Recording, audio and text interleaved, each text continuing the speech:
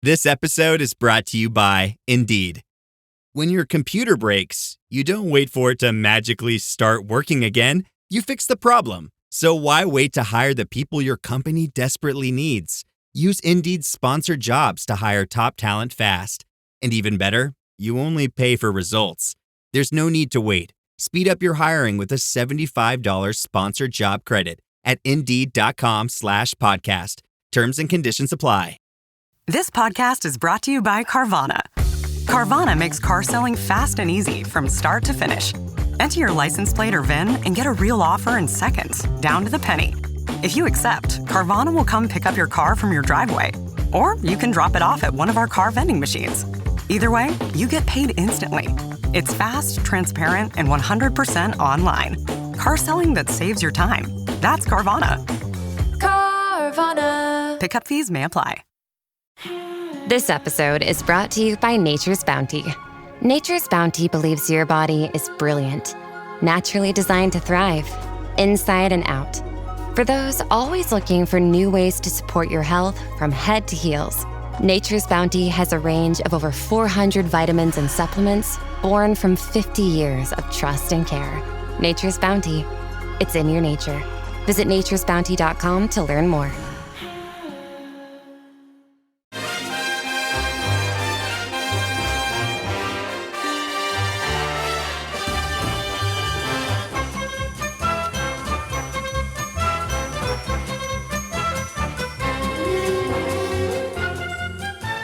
Hello everyone and welcome to Howie the Podcast. It's Gav and you join us for our matchday preview. Sunderland heading to the City Ground to take on Nottingham Forest in the Premier League. And obviously we're looking for a win because we haven't won on the road yet. We've had some canny results, but none on the road in terms of wins. So we are going to chat all about it today. First off, joining me, I have Chris Wynn with me. Hello, mate. Hello, mate. Yes, it's good to be on this side. I think it's twice in a week now. I'm enjoying this. Oh, I'm spoiling you, aren't I? I know. And also with us, we have Andrew Smithson. Hello, mate. Hello, how are you doing, Gav? I'm all right, mate. That was very somber. Sounded like I caught you at a bad time there. Andrew. No. I'm genuinely at the moment. I can't get enough of the club and the players. Love them to bits. So maybe just a frog in my throat because genuinely, I'm loving it at the moment. Talking about Sunderland and looking forward to games. Well, I'm just glad you're all right, mate. I didn't want you to be coming on here sullying the mood. I'll try my best. yeah. I'll try my best. Yeah, it's been a strange old week this week. It just feels like everything's been a bit quiet for once. And I was thinking about this earlier, and when the last time that I had that feeling, and it's probably been kind of towards the end of last season, where just between games it's been a little bit quiet. But we have ramped up to this game. Of course, there's been plenty of podcasts out this week, and obviously, Chris, you did that really good podcast with Daniel Taylor, which if people want to listen to that, they can, which is just giving more of an opposition view on how things are shaping up ahead of the game. But I think it's safe to say that we're probably the ones coming into this in the better mood because Nottingham Forest, having changed manager to Ange Postecoglou, still haven't won a game yet. And we know what happens when we get these stats cropping up. It happened last week with Villa and the fact they hadn't scored a goal, of course. They were going to score a goal against Sunderland, and luckily it didn't affect our mood too much. But obviously Nottingham Forest looking for the very first win under Ange Postecoglou. And is it a good time to play them, do you think, Chris, given they've had a game in Europe in midweek and they've had all this change going on, or do you think it might be a bad time to play them because they're still, learning new tricks under the new boss? Well, that's been the big question, wasn't it? And the question was put to the manager in the press conference, and he just kind of laughed, and he knew it was coming. He could see the question coming from a mile off, didn't he? And he just went, I'm not sure. We'll see. He kind of played it down, but he talked about them having a strong squad and having many threats, especially offensively. And he said, we'll get no gifts from them because they're a good side. And then I thought, well, we might get a bit more from Daniel Taylor. And I kind of put it to him a little bit. And to be honest, he sounded as kind of confused as we are when we ask the question as Forest fans. Forest fans don't quite know where they are at the moment. They're in flux. There's a lot of guesswork that's going into how Postecoglou's trying to change things and how he's bedded in. But one thing he did say, he said, if you look at the opening period of the game at Betis, they looked incredible. They were just peppering their goal, didn't give Betis any time on the ball. He said, if we play like that and we can consistently do it, then, happy days, we're looking good. But he said that there's still that question mark over consistency because, Postecoglou, what happened at Spurs and whether he plays like that. But the other, in terms of, good time to play them and all that, he did mention about Anderson being, generally brilliant. And he was fantastic in Betis. And what was quite interesting was he said, because how they play and how they went at Betis, they came out the blocks and they were all over them. They were swarming all over them. And he said, Anderson was just unbelievable, especially in that first half. He said it got to 70, 75 minutes. He said Anderson started doing some passes, some straight passes that didn't quite go where he wanted to do. And he said last 15 minutes, he looked knackered. Now, if we go off that, purely off that, we can say, hopefully, look, if we had to choose when we were going to play them, it was going to be on the back of a midweek game like that, where they put in a big shift and we didn't. We've had a full week. So that, in terms of that scenario, if we'd have picked one, that would be the scenario we'd pick. But I do think with how they came out the blocks and how this sounds like they're responding to Postecoglou, especially, like I said, in that first half at Betis, we might see more of that. So, when we'll get onto it. But I came away from speaking to Daniel Taylor thinking we might need to survive the first 20 minutes, half an hour. But we'll get into it beyond that. Yeah, strange old time, isn't it, Andrew, for them? They peddled a manager who was pretty popular, had a really good season last year, and bring in this fella who he does feel, Ange Postecoglou, like he's still got something of a reputation left despite what happened at Spurs because he won a trophy. So, had they hired Ange Postecoglou on the back of finished 17th, didn't they, right above the relegation zone? Had they hired him and that's all he'd done last year at Spurs, you'd be going, bloody hell, this guy's, why have we brought him in? He's just, Spurs, one of the worst seasons I've had in years, blah, blah, blah. But it is always going to be tinged with that, well, he did win a trophy, didn't he? And that's kind of why I think you can almost look at this and go, this is still an opportunity, isn't it? He isn't a horrendous manager, Ange Postecoglou. He has got a good reputation because he's got a track record of winning things, even if last year Spurs were so bad. But it must be strange for the Forest fans, mustn't it? Because can you remember a situation where Sunderland have sacked someone that popular and replaced them with somebody else, and you're just kind of like, why has that happened? Yeah, I can't. I was thinking maybe before, like, Mowbray was still pretty popular, wasn't he, when he got sacked? But there was still, I was in the camp where I was like, yeah, I can see why they've got rid of Tony Mowbray, but he was still pretty popular. Other than that, I can't really remember that happening. No, it is quite rare. Mowbray, you're right, was popular, but almost because he was just such a likable fella. Yeah, Results had started slipping away, whereas if I remember rightly, I don't think Forest had too bad a start to the season. He's gone because of political issues behind the scenes. It was in no way because of what was happening at the training ground with the players or what was happening on the pitch. So, yeah, there is a bit of confusion amongst the Forest fans about whether they were pleased to see the manager change. And Postecoglou, I think you could have a very similar conversation with Spurs fans. Was he a good manager because he brought a trophy, or was he a bad manager because they lost over 20 games in the Premier League? You could probably make a case for both arguments. So there is this question mark around Postecoglou. He's not had too good a start either in charge of Forest. The Betis game is probably the first time where they have had like a prolonged spell in a match of playing well. And that does worry me slightly because Sunderland played Betis in pre-season and Betis were absolutely fantastic at the stadium that day. They were a really good side and you went away thinking, yeah, these are one of the stronger teams. So for Forest to go and then not only match them, but be leading for quite a while, does suggest that Postecoglou's ideas are starting to get through.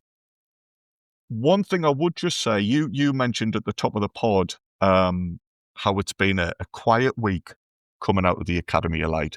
I think that's exactly what we've needed.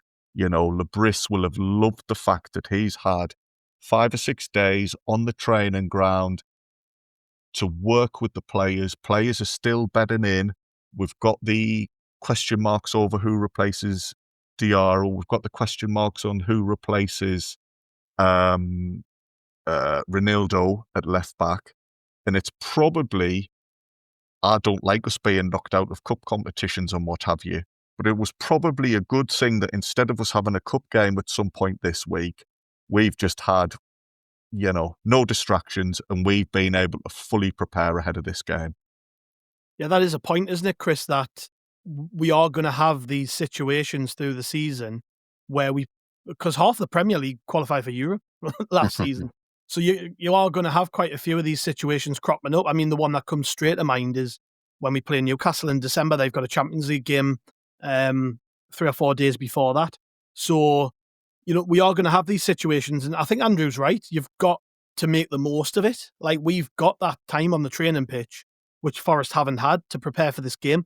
And there's so many examples down the years of teams who qualify for Europe and it adversely affecting their league form, because all of a sudden you're expecting them to jet here, there and everywhere on Tuesday, Wednesday, Thursday.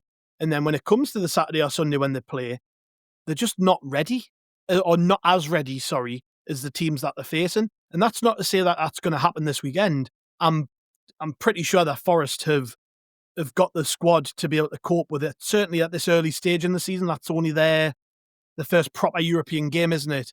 But at the same time, you've got to make them opportunities count, I think. I'm looking at this and I'm thinking, we've drawn the last 2. I know it's difficult going away from home, and I'd be over the moon with a point still. But I'm still looking at this going, I think we should be going there and going for a victory, because I think we've got it in our locker, and there's no excuses really. Yes, we've lost Reinildo. Yes, we've lost Diarra, but we've also got a squad, and that preparation time is vital. Them extra 2 or 3 days preparing for this game is absolutely vital. And yeah, I'm thinking of this as a real opportunity rather than going, Forest away is a tough game. It is a tough game. But I think when we talk about what we've got in our locker, we spend loads of time on this podcast talking about, I said it last weekend, I don't think we're going to struggle. Andrew, you agreed with us, that we felt that we weren't going to struggle. If that's the case, this is a chance to go and get a win. Yeah, it is. But just quickly, just getting into the what you said about Nuno and the Forest fans. It was interesting talking to Daniel Taylor about the general reaction, because I think it's kind of in Marinakis we trust more than whoever the manager is.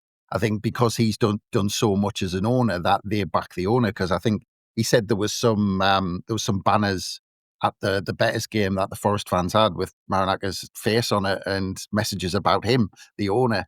So I think it's basically, they think, well, he's got us there because he appointed the likes of Steve Cooper to get promoted and then get them established in the Premier League. Very similar to us, Chris, when you think about it. Absolutely. And then, well, yes, very similar on paper when you say it out loud, but it was interesting that Daniel Taylor was also saying that there's this relationship with Marinakis that they love what he's done with the club and what is happening at the club, but they might not necessarily agree with everything he does, like coming onto the pitch and all this sort of stuff. But that was the whole thing behind Nuno going, was they were almost like, well, we've got Marinakis, and as long as he's there, then whoever's next will do a job. And there's a good piece on The Athletic, actually, how he talks about how all of the dealings was possibly done over the summer with Postecoglou going back to Greece. But I'll leave that one there. But yeah, that you're talking about and again, this was mentioned on the preview pod, that you're talking about the actual game itself, which I talked about earlier, and taking advantage of it. There was also the aspect of the emotional build-up to the game in Betters, because it was 30 years since Nottingham Forest had played in Europe. You go back to that Frank Clark side. So it was a huge thing for Nottingham Forest fans and all around the club. So imagine, you've just said it's a quiet week for us. You can imagine the build-up to that game in Nottingham with the press, with the pressure on the players to say that we haven't played in Europe for 30 years and now you're going to represent the club, playing in Betis. There's that emotional, draining aspect of it, which I think the players probably felt.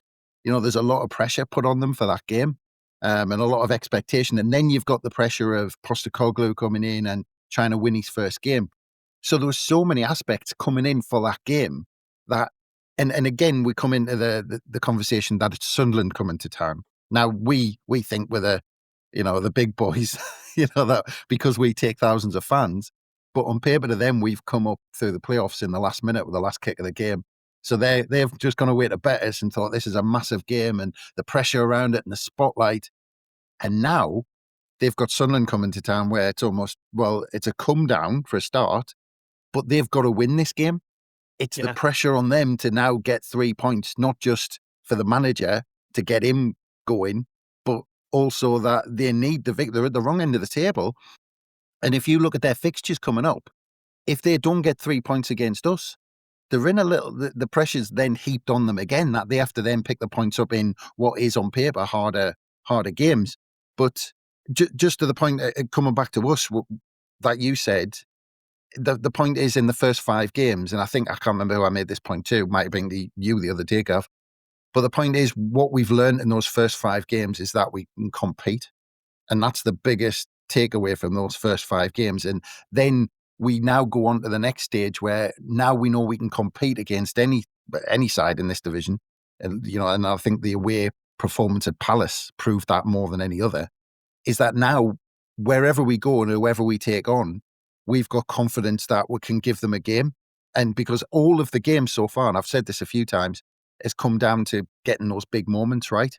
If we get our noses ahead, Forest are going to struggle to get back into the game. So it's down to us, as you said, Gav, getting those moments right. And as Chris said there, Andrew, it's the Forest fixtures coming up. They're difficult. Ours are too. We've got 3 away games in the next 4.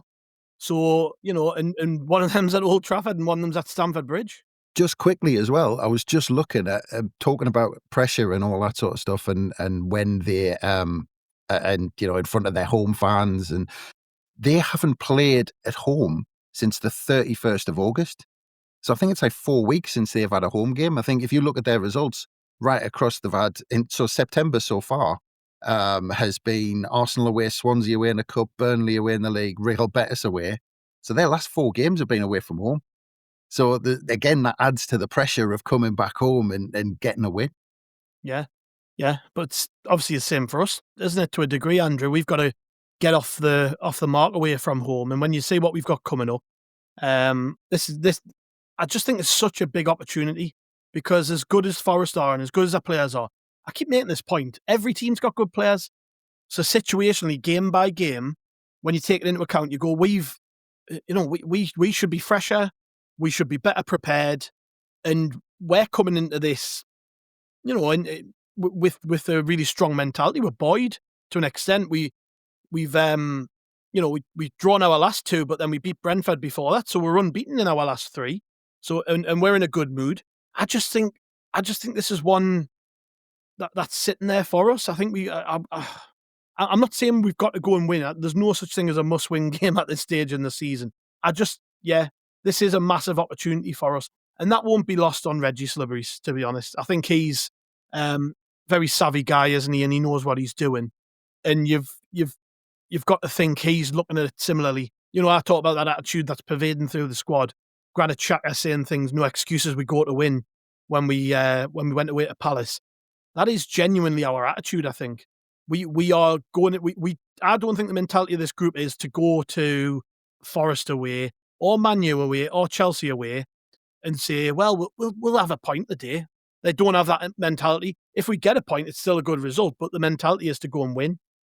And I just think, yes, this is a very, very good chance to go and do that.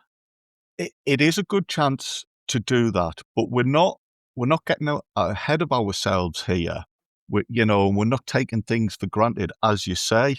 If we come away from Chelsea or Man United or Forest and we've picked up a draw, we'll still accept that as a good result. No one's going to be throwing the toys out the pram because we haven't beaten these sides. But the difference is, as Chris says, this is Forest's first game at home since the new manager was appointed, and we've had that discussion there about how it's brought a kind of funny mood amongst the fans, and some people are supportive of what the chairman's doing, but not necessarily the way he does it. So it is going to be a bit of an unusual atmosphere at the City Ground, I think. We, however, are going into games, everybody's united. There's no stories coming out of Sunderland of rifts or anything like that. Last weekend, you've said, is it 3 we've gone unbeaten now, Gav? Yeah. Last weekend, although it was a draw, in a lot of ways, it felt like a win. Coming out the stadium, I like people were buzzing with the performance. So yeah, the team are together, the fans and the players are positive, and that for me does mean that we can go to Nottingham Forest, who are a very good side, but we don't need to fear them. And if we play to our capabilities, there is a good possibility of us coming away with something. Yeah, and I guess the other thing from this is that that curse of being defensively weak has kind of followed Ange to Forest from Spurs. He's failed to keep a clean sheet in any of his first 4 games. They've conceded 9 goals. And when you contrast that to Sunderland, we've conceded just 4 in 5 games. So it's we talk about styles clashes, Chris. It's another one of them, I think, because I really admired the way that Nuno had Forest playing. I remember saying it in the summer quite a bit on the pod, that when I was thinking about Sunderland coming up, I was almost thinking of how Forest played last season and saying there is a way that a team can operate in the Premier League that isn't just about dominating the ball. Like Forest last year were just pure pace, counter-attacking, sitting deep, breaking against teams, and it worked. And up until the last sort of 6, 7, 8 games, Forest looked like a shoe-in for a Champions League spot because of that style of football. And all of a sudden, they've completely switched. So Ange just came in, and all you've got to do is look at the statistics in the games that he's been in charge of. The style has moved to one of more possession, and they've got the players to do it. Morgan Gibbs-White, Elliot Anderson, as you mentioned before, 2 good players on the ball. Chris Wood up top can hold it up. So they've got the players to be able to play that style of football. But it is a bit of a styles clash, and they're going through a transition. And I talked before about it being a good time to play them, as they're still figuring things out. With injuries, by the way, Douglas Luiz picked up an injury in midweek, and that's the other thing. They've played in midweek. I think Milenkovic went off. I think it was only with cramp, but still, if players are going off with cramp, it shows how stretched they've been in games, right? So they're trying to change style. They're trying to implement a new philosophy, and we're playing them. And I'm hoping that suits us. Yeah, it was interesting. Again, talking to Daniel Taylor about this, and he said that I actually described how we played in terms of soaking it up a bit and hitting teams on the break, and he said that was a massive part of their success last season. And then he said what Nuno actually did was, towards the end of the season, he actually started trying to go on to the next level and dominate games with the ball. And he said they kind of lost a little bit of that towards the end of the season. But he said that what got them so high in the first place, because I think they were in a Champions League place at one point, and they were looking really strong. And you wonder as well how much you talk, you hear about the rifts behind the scenes between Nuno and Edu, the director of football. You wonder how much he was getting it from the top to say, look, you need to play better football. We don't like this. Yeah, that's it. Because he said there was a definite shift. There's potentially that's why they've gone to Postecoglou. But Postecoglou's an interesting one when you look at him, because you look at how he started off at Spurs, and there was this element. People talk about Ange Ball and how he did that and how he was all out attack. And I don't think it was quite as much as it. I think a lot of that reputation came from that Chelsea game when they had 2 players sent off and tried to park on the halfway line. But and again, just to go back to one of our pods when we talked to Jonathan Wilson about it. Yeah. And it was quite interesting the way he said that. He said that the kind of the stamp of approval, I suppose, on Ange being faithful to what he believes in you saw a lot at the end of the season where he won a trophy by playing the opposite way to what he believes in. So he was pragmatic towards the end of the season. He didn't just, go to. I remember Man United in the final and the semi-final. I can't remember who it was against, but it was a tough game in the semi-final. But they were very pragmatic, so he didn't just go all out attacking those big games. He realised that he couldn't do that. And you look at the game at Burnley, the last time out in the Premier League, and they had over, I think it was 63% possession they had.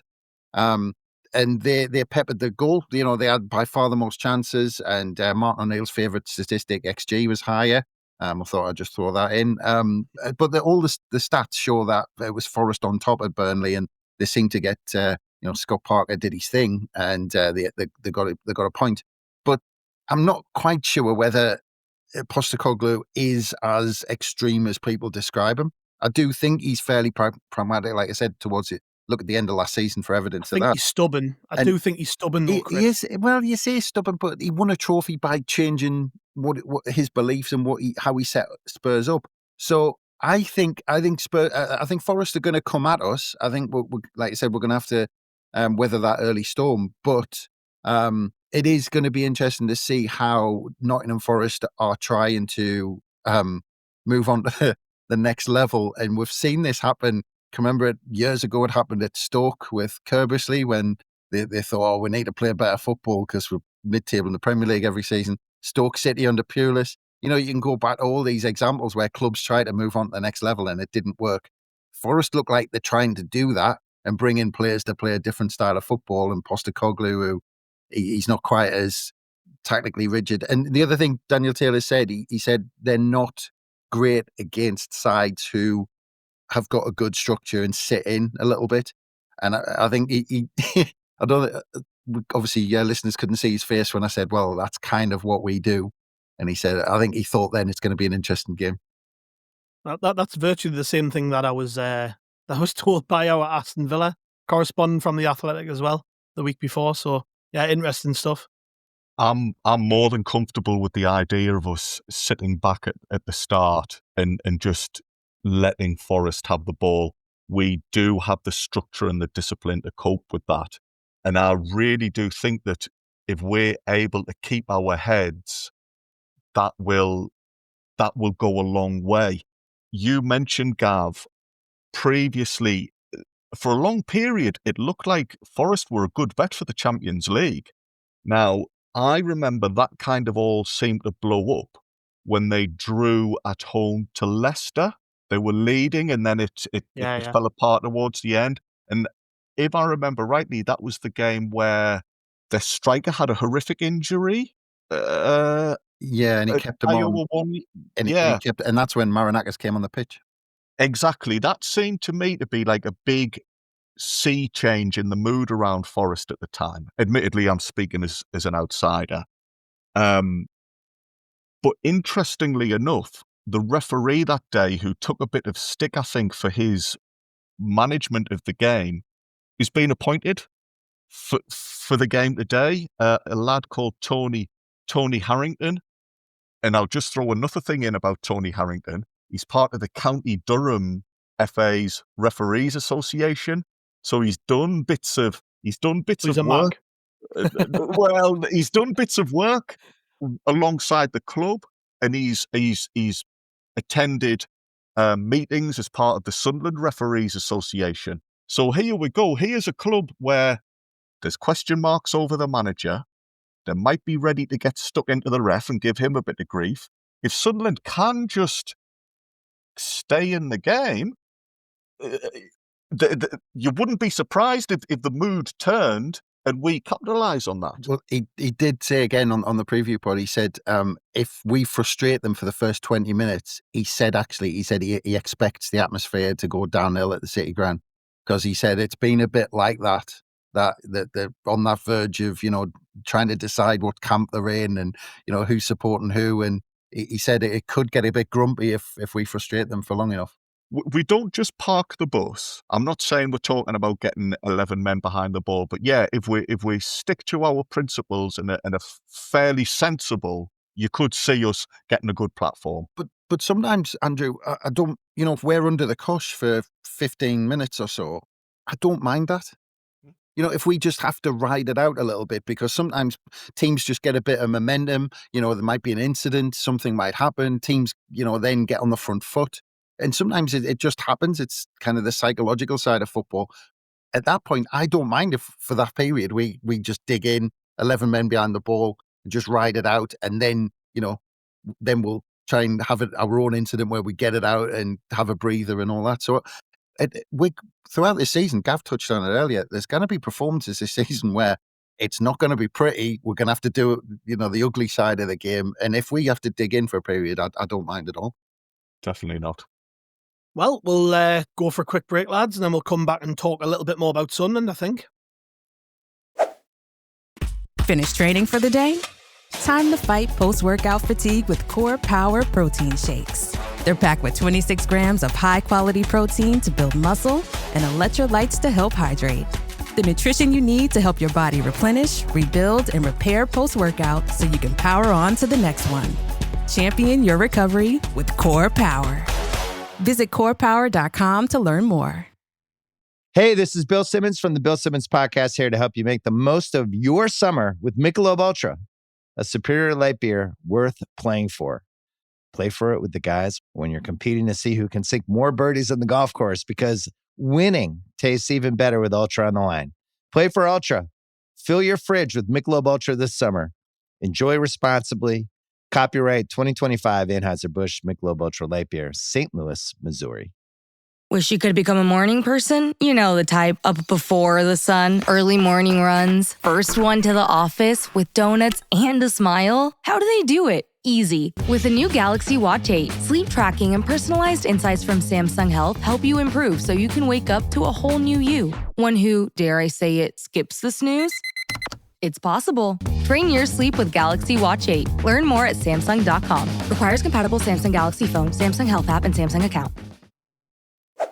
And we are back from our advertisement break. Thank you very much for joining us. As we were talking just before the break there, Sunderland having to maybe go out there and dig in a bit should be the order of the day, I think, Chris. Looking at the way we set up, it almost does feel a bit too good to be true, I think, that we're playing against a team who have decided they want to dominate the ball, and they're going to have, as you said before the break, an expectant home crowd looking to see something after a run of poor results and a month away from playing home games. How much do you think that factors into Régis Le Bris's thinking? Because he was asked in his press conference about the change in shape, and that's something we've talked a lot about this week on the pod, about how well that back three looked against Villa when we switched to it, when we went down to 10 men, and trying to find a way of getting Dan Ballard into the team. There is that temptation, and he didn't write it off, but he did pour water on it to an extent, and kind of, he said it's an option, but I don't think it's at the forefront of Régis Le Bris's thinking. How much do you think the fact we're playing Forest has brought him to that view? The fact that, we are playing against a team who we just have to be organised against if we're going to get anything. That's going to be the main thing. And a lot of people have been a proponent of that switch of formation. And as the week's gone on, the more I've thought about it, I just don't think it's a good idea. I think we've got this far into the season and done very well with a system that's working. And it would be a big ask to change, I think, especially away from home. His reaction to that question was interesting, wasn't it? He just said, "We'll see," and he said, "I've got 2 more sleeps," I think was the thing he said. But I think that the point is, and again he said it. He said we do need to be adaptable, and I think, and I mentioned it on a couple of the review pods for the Villa game, that it's even the plan behind the 5-3-2 was, I think, a set response to going down to 10 men, that we planned for that. And I think this is the beauty of this manager, that he's almost, I remember Mourinho kind of starting this way back in the day when different scenarios happened on the pitch and the squad react to it almost without the manager's input, because they just know. And it's almost like a muscle reflex that, right, sending off, let's go to a back 5, 3 in midfield, and then the one up front. And it's almost like that's our game plan. And he did mention about the flexibility and being adaptive within the formation that he plays, because he talked about, that going forward, we turn into a 4-3-3. He said as soon as we lose the ball, we turn into a 4-5-1. So he said that within the formation he plays, we've got multiple formations. And I think he gave a couple of clues when he was talking about signings in earlier press conferences as well, when he talked about players coming in and having the conversation with them. He also said he talked to them in a way where he simplified our game model. And I think at the moment, when we've got so many players bedding in, I think it's quite important to say this is the way we play, and this is the way we set up. When we have the ball, this is where I want you to be. This is the role I want you to play in this team. And I think that's been an important part of bringing these players in, and an important part of the injuries and the suspensions that we're seeing. It's much easier when a player comes in and they know their role. Just look at Chris Rigg. We had an injury, Diarra out late. Chris Rigg slots into that role because the manager's been playing it for a year and he knows that role inside out. Let's say we went to a back five, and I've actually, you listen to Gary Neville talking about this when he said when Man United went to a back three, and he said he was lost because his whole career he played in a back four and he knew exactly where he needed to be. And he had that instinct because it was, again, like muscle reflex. He'd done it so many times. And I think that our players and our squad are in that mindset where a player comes out, you slot a player in and he just knows. And if you go to a back five now, especially at the first five games, you're flying high, 8 points from 5 games, brilliant performances, really solid defensively. You've got your structure, you've got your positions, you know how to defend on the edge of the box, and you change that. You change that to a back five suddenly. It's and this is what I was saying in a pod the other day, that as brilliant as Dan Ballard's been playing, why would you change the formation for all the other players and the structure that we've been working on to fit one player who's in form? And as much as I'd like, and the other thing you've got to think about as well is it's a brilliant thing for the manager to have someone like Ballard on the bench waiting to come in, because you talk about cover. Let's say you play a back five. Well, one of them gets injured, and then actually you look and you go, well, what have we got now? Okay, well, we might have to play Gertruda in there, or we might have to put Mukulele out at right back and put Gertruda in the middle, which breaks up the partnerships that the three of those players have been working on, Ballard, Alderete and Mukulele. So it's you're then risking an injury to one of those three because they're going to be battling. It's going to be a battle at the City Ground. And then if you don't want to lose one of those players, or even suspension or whatever, because you've got 3 of them in there, so you're taking a risk. So, and with the way he's set up for 18 months, I'd just be staggered if he changed formations. Yeah, and it's one of them things as well, Andrew, where the temptation to play Ballard is naturally going to be there because every time he's been on the pitch this season, he's made an impact. And when you look at how it's ramped up in recent games, those the throw-ins from Mukiele and the reliance on being strong on set pieces and balls into the box and things, well, he's probably the best player we've got when it comes to attacking the ball. So, there is going to be that temptation there. But the other thing you can't get away from is the fact that Ballard's injury record isn't great and he's struggling to stay fit. And, he's just come back from an injury. He actually only came on the pitch because we were forced into making changes and it was kind of out of necessity, right? And it was great that he did well. But you've got to look after him too, I think. And there's obviously on the back of the press conference, it was noted Luke O'Nien should be available for selection. So all of a sudden you've got Luke O'Nien, you've got Dan Ballard, and you've got Gertruda all in reserve in defence. So all of a sudden we've got all these options, a chance to change it. But I think me and Chris are on the same page, and I don't know where you come in on this. I just think it would be probably too much change to go and bring in Ballard, because then all of a sudden you are altering a team that doesn't really need to be altered. Exactly. I think it's all three of us are on the same wavelength with regards to that. I can fully appreciate the desire to get Ballard in because he is a brilliant player and he does give us that additional impact up front when we've got these set pieces. But until we can be confident of him being able to play 15 or 20 games consecutively, it's a big risk to start making such wholesale changes to the whole formation, particularly when we're also having to consider what we're going to be doing in midfield anyway. Why upset the apple cart for a player who might not make 90 minutes anyway? And I'm not trying to sound mean to Ballard, because I think he's an amazing player, but it just adds a little bit more uncertainty into things at a time when the team are doing well and we need to make one or two changes anyway. He's a great player, Ballard, but it's not as if we don't play Ballard, we've got rotten defenders. We'll still have an absolutely brilliant back four if recent performances are enough to go by. So there isn't that desperation to force him in, whereas maybe in the past you were desperate for your star players to be on the pitch regardless of whether they were match fit or not. The interesting bit for me comes with the left-back position, because the obvious change would be to put Masuaku there, and I'm not against it. Be fine with that. But he has played Trey Hume at left-back, and that would allow him to bring in Geertruida. Away from home, Chris, I can see him doing that. I can see Hume going over to left-back where he's very comfortable. It's not his best position. And I can see him bringing in Geertruida to get him into the team. I'm not 100% convinced that he'll play Masuaku in a game where we're going to have to defend a lot. I think he might go with Hume at left back and Geertruida over on the right. But we have got options, because natural balance, Masuaku left-footed left back can play there.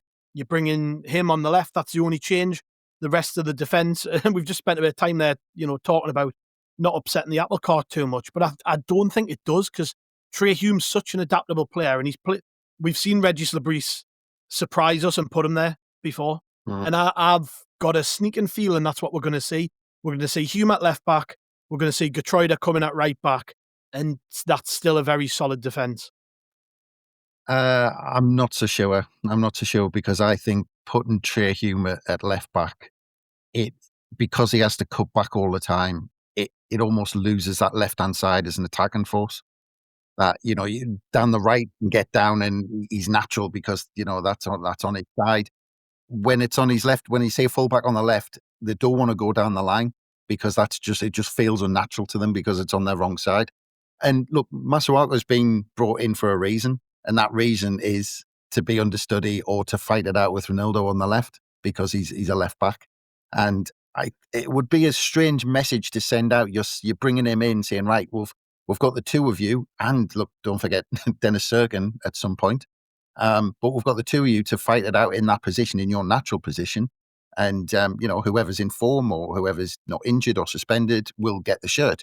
And then you turn around and go, well, actually, we're going to put a right back at left back, and we're going to put someone in at right back. Masuaku will then be looking, and you've got to assume, these attitudes being good and all that sort of stuff to force his way in, or to take the shirt when the opportunity comes. Do you think Le Bris cares about that, though? I think he's pretty ruthless. I think if he thinks the best option is to go with Geertruida, he'll get him in the team. He will, but for the reason I said earlier, in terms of an attacking sense, I think and if you look at the way we've set up, that, Reinildo down that left was getting down that left-hand side and overlapping.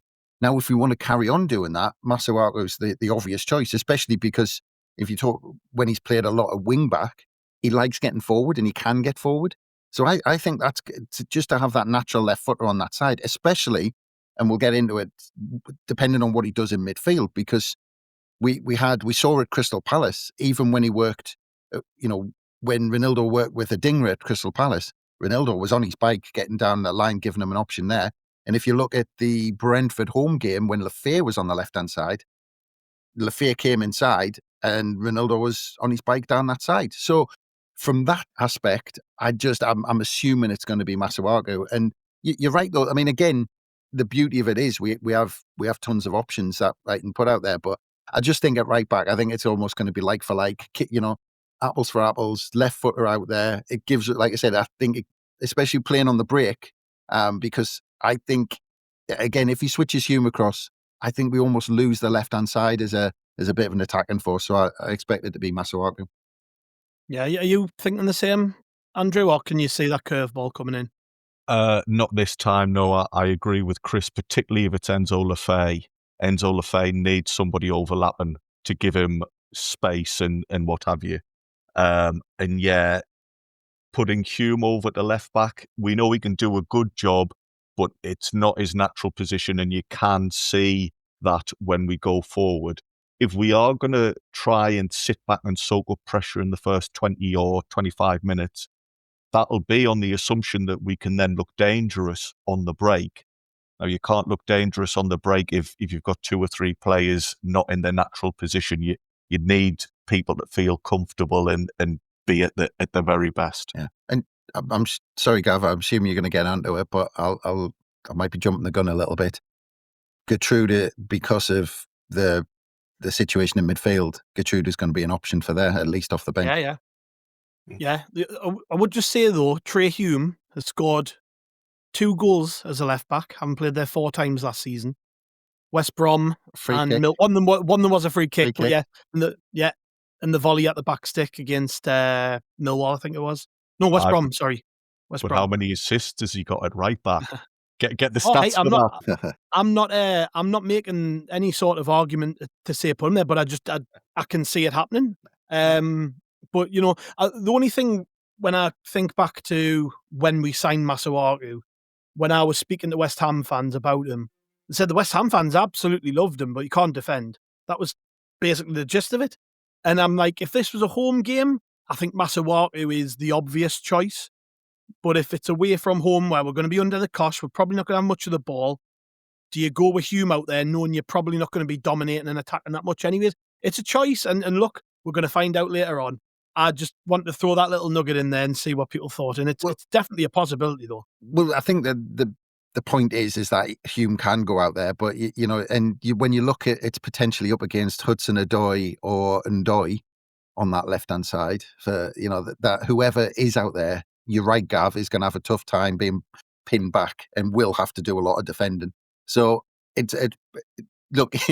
Le Bris wasn't giving anything away. He said he's got 2 more sleeps. It's probably one of the options he's considering, but I'd be surprised.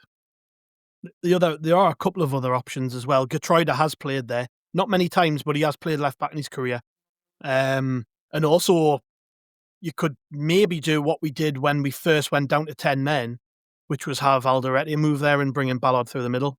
Alderete being a left back, they've got to have confidence in these players though that they bring in for understudy, because in a situation like this where you lose Reinildo, if you don't put Masuaku in now, you never will, really, will you? Well, that's it. Yeah. It's I mean, we keep saying this, but it's nice to have options, isn't it? And I can remember when, certainly in recent years, I remember a time when we've not had options, and it wasn't that long ago we had Lyndon Gooch and Patrick Roberts playing in a back 3. So, Gav, how many years have we been saying that it's been years since we had decent fullbacks? And then suddenly now you look, we've got 5 in the squad. Yeah. Well, Omar Alderete has also played left back, but not for a long time. He hasn't played since the 1920 season. And looking at the stats, I've given he's played there 9. That's a canny while ago. 2019, 2020 season. He's not that old. We're back on this week now. 9 games there in his career, 2 assists, but they were earlier in his career. So, yeah, I mean, he's left-footed. He can play there, I'm sure. But, these are just options. If I'm going to go with my gut feeling is he plays Hume there. I've just got this feeling I cannot shake. We'll see. You might be doing the reaction pod, Chris, and you might go, Gav was right. I called it. Yeah, I usually do, mate. I usually do. So, yeah, that's kind of the situation anyways. We're left back. The other one is midfield. Again, going on gut feeling, I think Chris Rigg will play there. I just think, whilst I know Le Bris is ruthless, I do think there's going to be a part of him that thinks Chris Rigg deserves this chance. He did nothing wrong when he came off. But you wouldn't be entirely shocked if Dan Neil was the one who got the opportunity either, would you?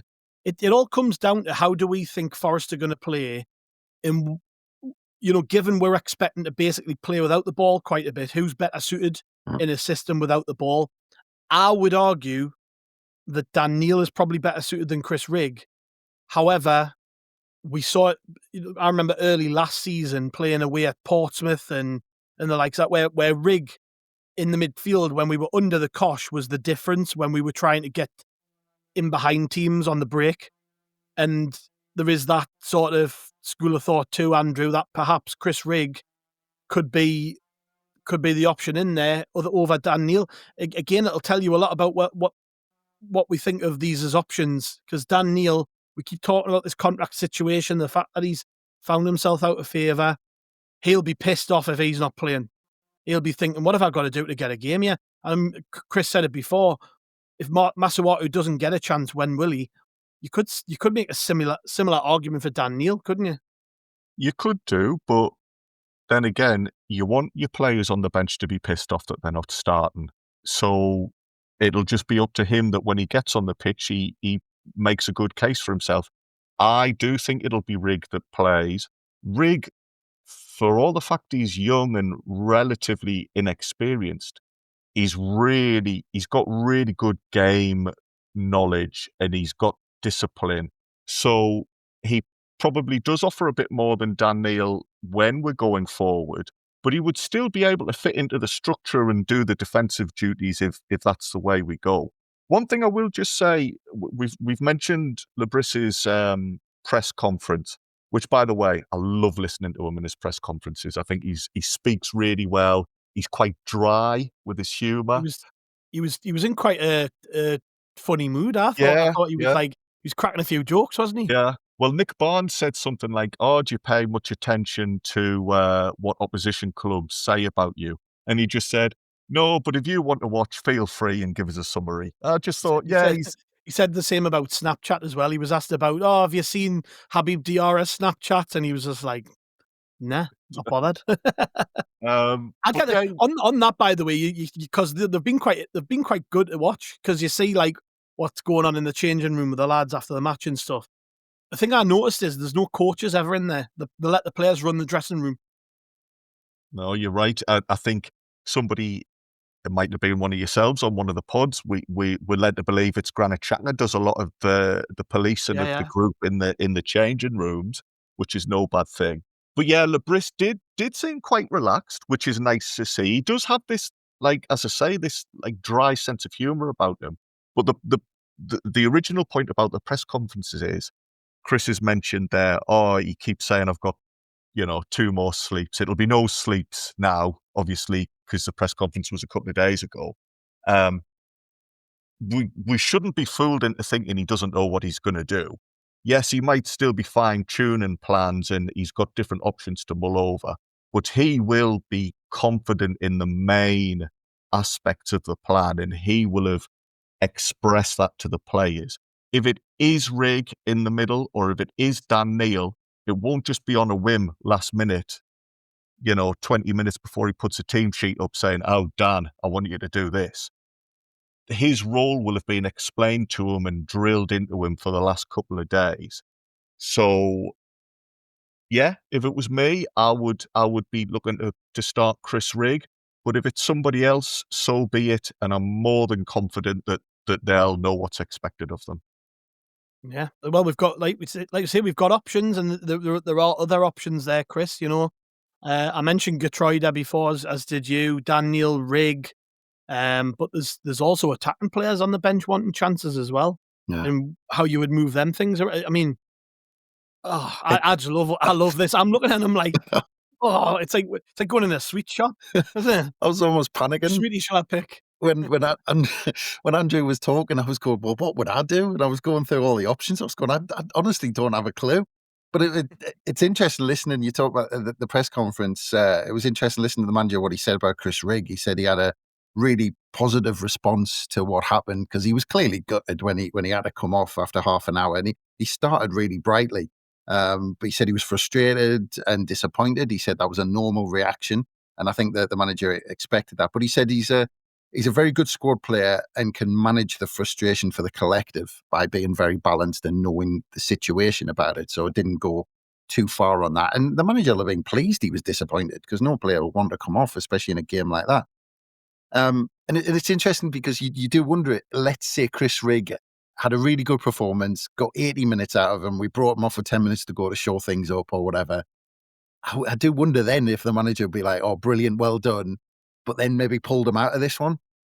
But the psychology behind him coming off after half an hour, the manager might be thinking, actually, I want to use that. I want to use that frustration. I want to use that disappointment in him. That there's going to be a performance in him coming out this weekend, the following game, where he's itching to get back into it because he had a taste of it.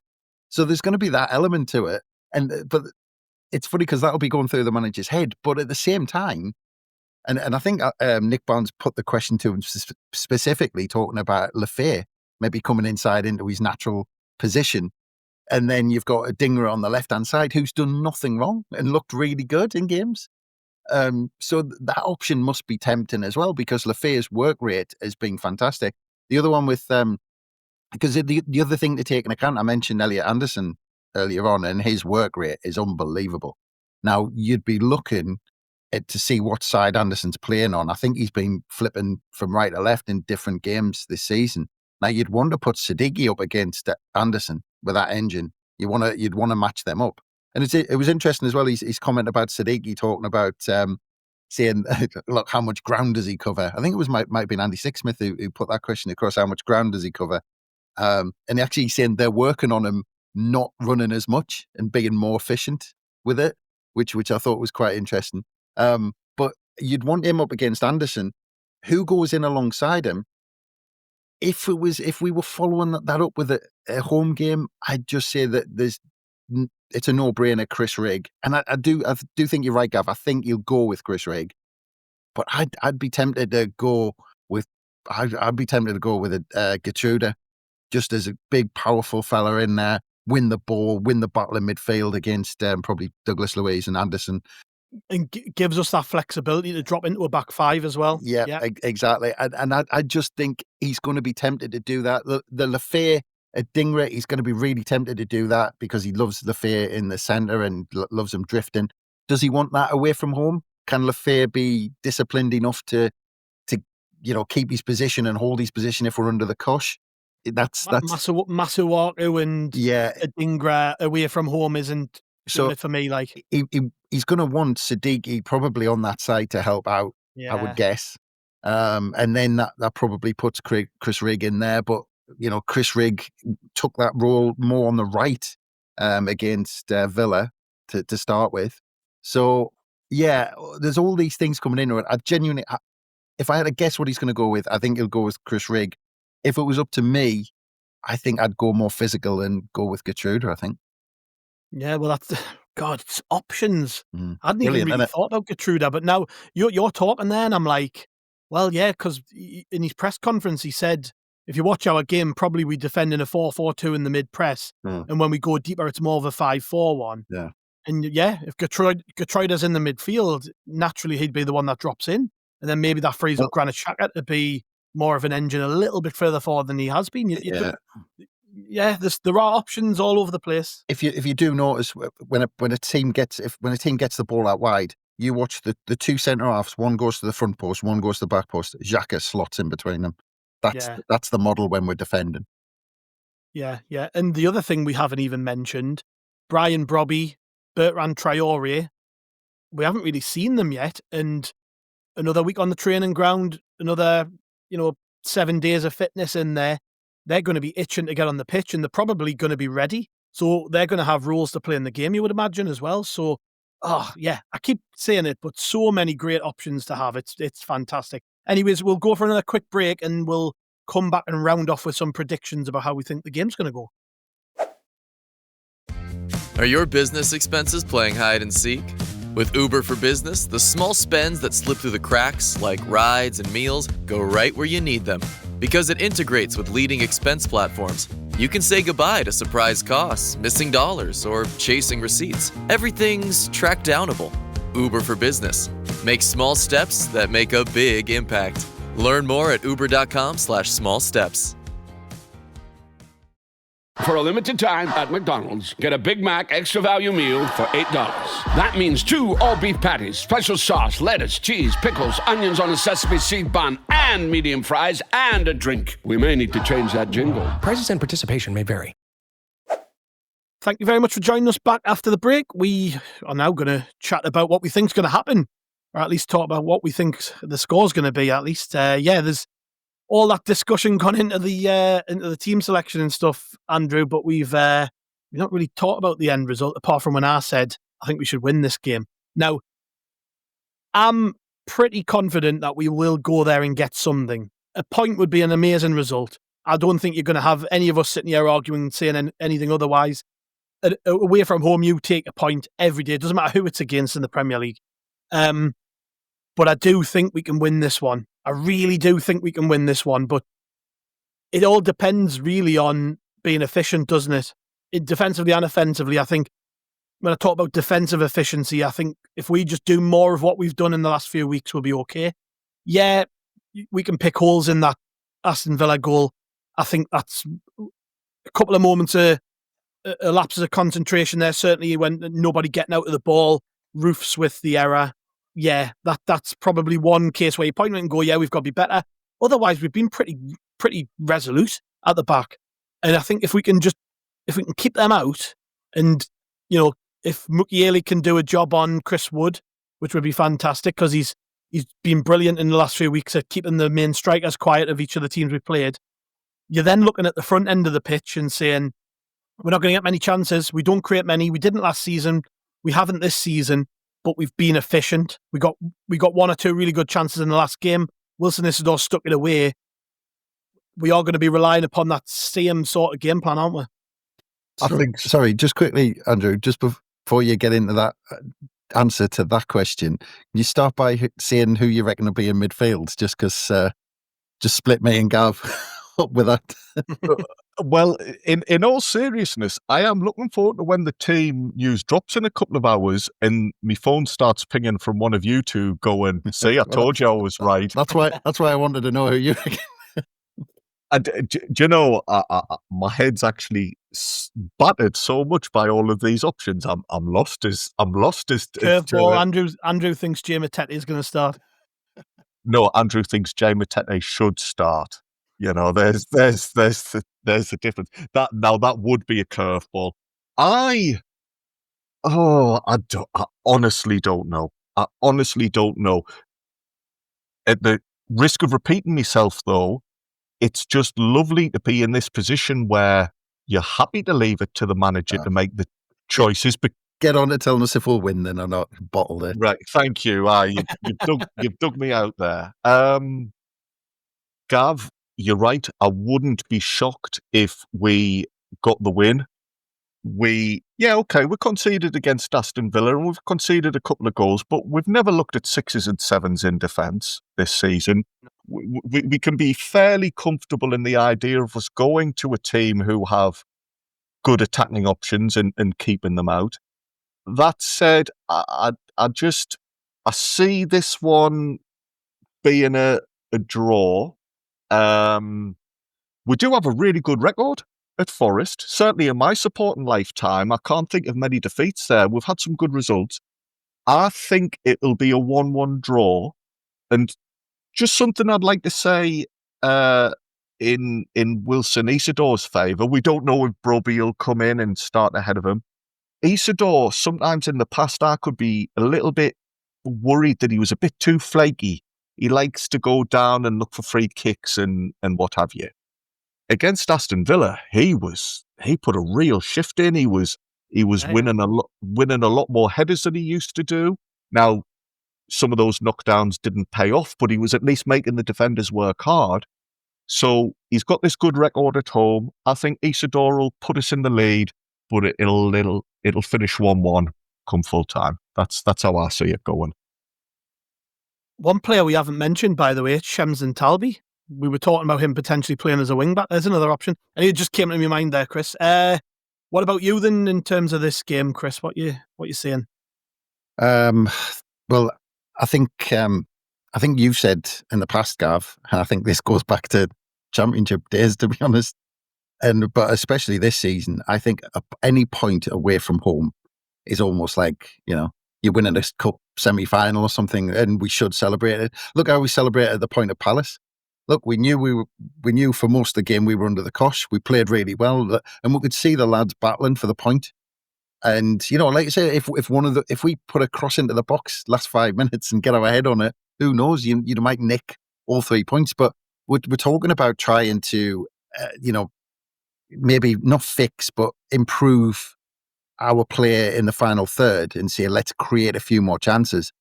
But I think it's the right way of doing it, in that we've built this structure that we've got, this defensive structure, that every side that will come against us this season, and I say that knowing that we might get spanked one or two times, whether it's Man City, Liverpool, or whatever, but 99% of the time, teams will know they've been in a game against us, and for a period of time, it's going to be hard to break us down, and they know they're going to be in a game, and I think that's our starting point. And after that, it's getting that moment where we try and stick one away, getting that chance, but taking advantage of that chance. And that's what Isidore did. And I thought that was because I think one of the main talking points, and you started talking about it, Gav, was, that we've now got Brian Broby, Isidore, and Mayenda, and we forget about Mayenda. Mayenda was a hero, 4 months ago? And, he was our main man towards the end of the season. Like, we wouldn't have considered anyone else up front at that playoff final than Mayenda. And now you could argue, is he second choice? Is he third choice? And you're talking about those options out wide as well. Remember, Isidore and Mayenda were used out wide at times last season. And I think Isidore moved across against Palace, didn't he, to the left-hand side? So the manager likes to, experiment a bit with the three strikers he's got.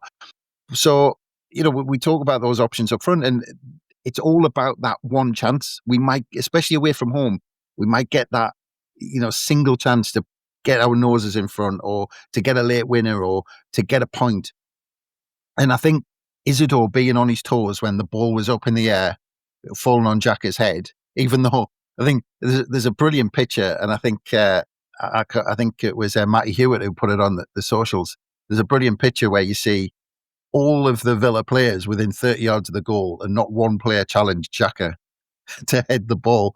But when Isidore knew it was going to land on his head, you could see him on the last man, and he was that close to being offside. He knew where to be, and he knew he was anticipating it. And that's what you have to do, because whoever's playing up front for us this season is only going to get that one chance. And it could be the difference between us getting nothing, or a point, or even 3 points. So, and I think it's going to be that sort of game. I think we're going to have to ride it out. I think first half an hour, first half an hour is always going to be important in any away game, don't get us wrong. But I think Forest, you're going to play some sides who are going to be patient to start with. I don't think Forest are. I think they're going to come and think they're going to go for Sunderland, and they'll want this game wrapped up by half time. And I think they're going to fly at us. And I think we're going to really have to weather the storm first half an hour. And I think if we weather that storm and we come out of that and it's still goalless, then it's about us coming out slowly and trying to get that chance, catching them on the break, working them out. And I do think there's a chance that we might hit them later on in the second half and carry on that tradition that Nick Barnes talked about of us not scoring in the first half. I think I'm going to predict it's going to be goalless at half time. And I'm worried I'm getting carried away with us this season, but I just feel, I feel it in my waters that we're going to nick one later on and take all 3 points. Yeah, I'm thinking the same, but I'm just trying to work out who I think's going to get the goals, because I'm right in thinking none of the new lads have scored yet. All of the goals have came from existing players, haven't they? Yeah, and in pre-season, I fancy Diarra getting a few as well, which is one of the unfortunate things of him being injured. I've got a feeling one of the big centre halves are going to score soon. We look on throws and corners too dangerous.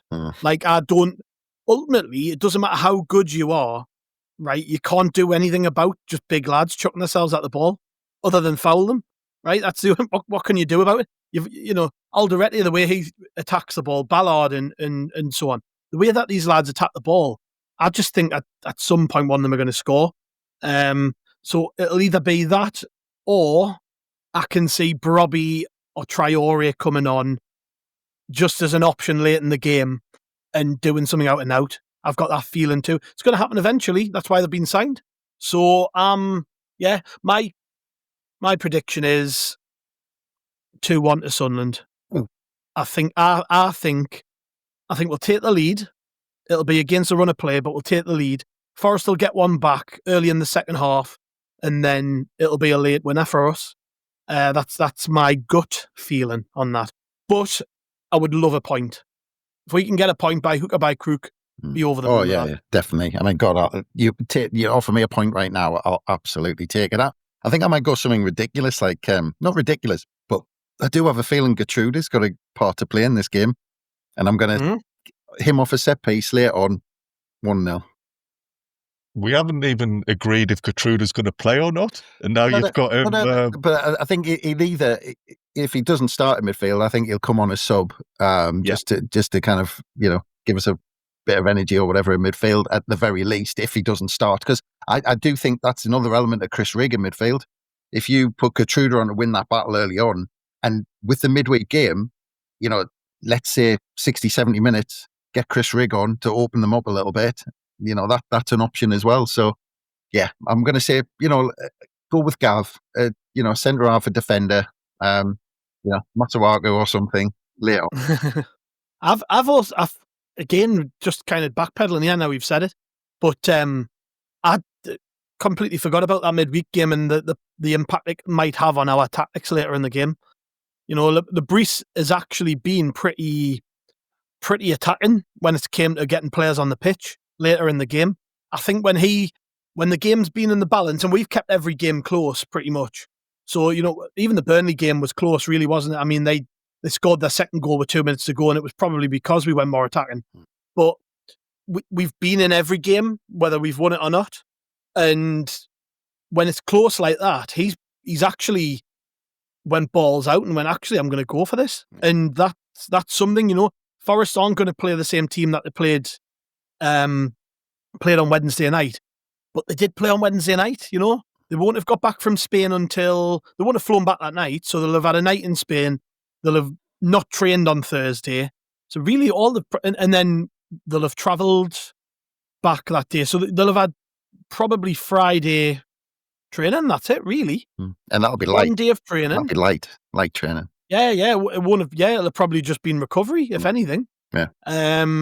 So their preparations have been affected, and I just think when I heard, that Milenkovic at the back had went off with cramp. Douglas Luiz got an injury, and he's not probably going to play a part at all at the weekend. I think one of the other centre halves who didn't feature, he's been out. Is it the Murillo? Murillo, yeah. Brazilian? He's brilliant, him. Yeah. I mean, they've got some cracking players, but the point being that they will have been stretched by that game. They will have been stretched. And look, we've got to make that count. I keep saying it. We've got to make the fact that we've had more time to prepare, that we're fresher, count. And that'll be in the game plan. So that's part of the reason why I think we'll get a late winner. Yeah. Just very quickly, Gav, and both of you predicting a win might just bring me around to changing my prediction as well. Le Bris does deserve credit, because that was a question mark last season about whether his use of substitutions was as good as it could be. But we've seen this year that it has improved a lot. And yeah, there will be a plan where if Forrest is starting to flag towards the end, he'll have a good idea as to who he's going to bring on and what he's going to get them to do. So yeah, that might well be that again, added to this sitting tight in the first half, we only see in the second half we're starting to stretch our legs. But just a point there with you mentioning substitutes, I think it is something that Le Bris should be congratulated for, because he's getting better with that. And the thing as well with this smash mouth approach that Ange Postecoglou has, you saw last season when they were playing midweek Spurs, they were struggling on a weekend because it's difficult to play at that tempo all the time. And it'll be interesting to see what happens with Forest. I mean, you would think good coaches learn from their mistakes, right? But Ange Postecoglou is 60. He's not 45. He's not 40. He's not learning. He's been around a long time. And I always think when coaches get a little bit older, they're not as open to changing their ways. And I'm really interested just beyond this game to see how Forest do after they've played in Europe. Because, honest, Spurs were tragic at times last season. I remember watching them and going, what are they doing? Why are they playing like this? Yeah. It's not suiting them what the players that they've got. They're stretching themselves. You know, you can see it's not working. You're wedded to a playing style. And I'm just hoping that we're going to be the first beneficiaries of this. They're coming in after a midweek European adventure, playing against Sunderland, trying to do the exact same thing they did against Betis and the exact same thing they did last weekend against Burnley. Yeah. He might surprise us and come out and sit with 10 men behind the ball, and we'll be like, shit, what's going on here? Yeah. But I just can't see it. Yeah. You said he's 60, but I'd argue that actually he's still learning managing players at this level, because, you know, he's had a strange... But is he? Because he had a terrible season last year. He didn't indicate to me he was learning anything. I know what you're saying. I'm not saying he's completely stubborn, and I do actually think he's quite a stubborn manager. And you hear it in these press conferences when people put him on the spot with things. He doesn't like it. He's very stubborn, and to a degree that can be a good thing, because, like, you know, he's won trophies. He obviously is very steadfast in his belief about how he does things. But you know, I'm just not.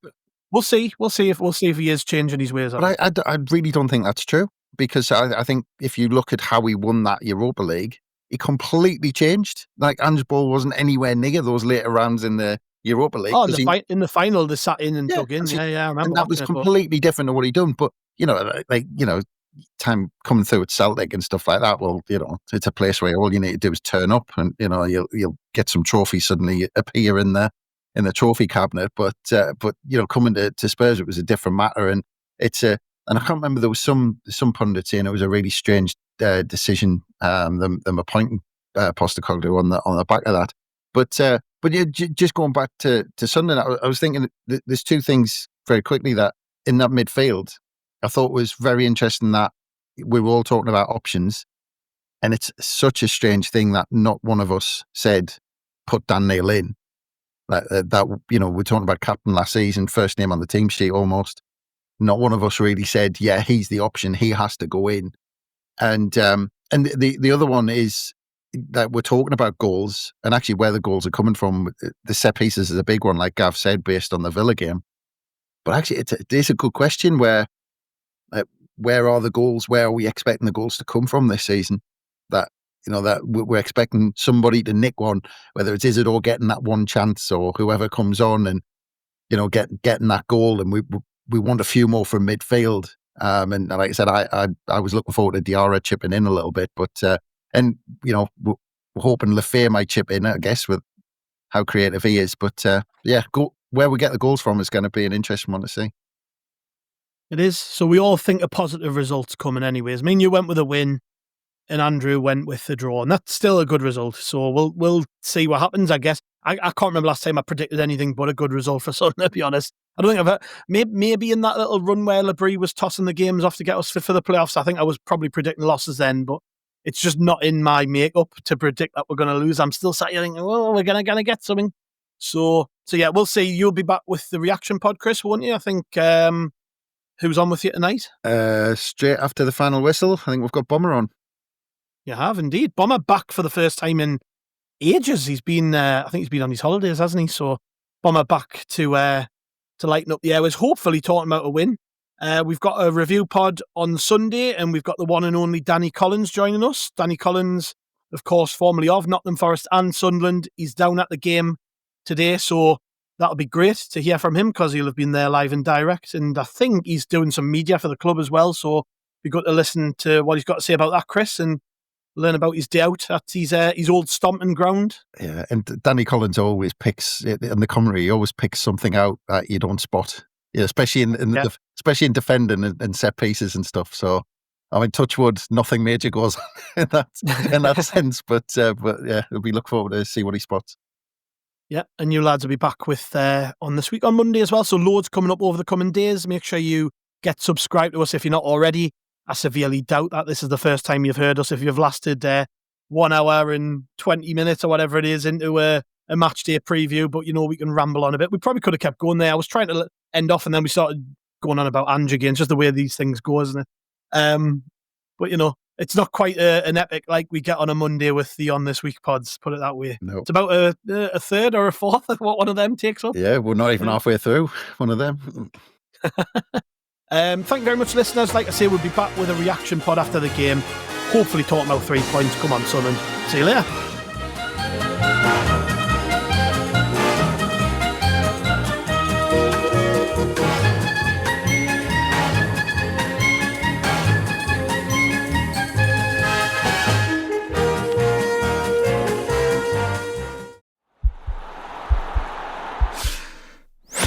This podcast is part of the Sports Social Podcast Network.